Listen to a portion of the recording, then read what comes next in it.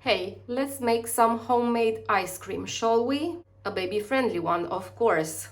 I have the recipe from Andreea, owner of tastebazaar.ro, and it's definitely my type of recipe. Few ingredients, you just mix them, and there you have your ice cream. For this recipe, I will use 400 grams of blackberries, 400 grams of yogurt and 50 grams of honey. The blackberries are frozen and I also left the yogurt for an hour in the freezer. Now what I'm going to do is put the blackberries in the blender, mix them for 10-20 seconds, add the frozen yogurt,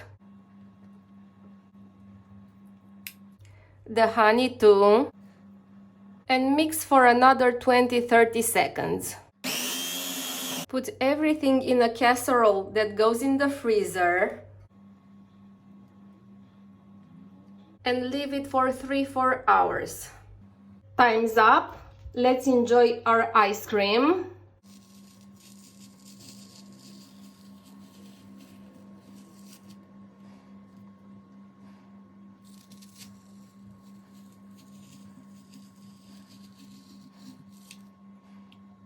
Thank you for taking your time to watch this video. Hope this was a useful recipe and you try it yourself.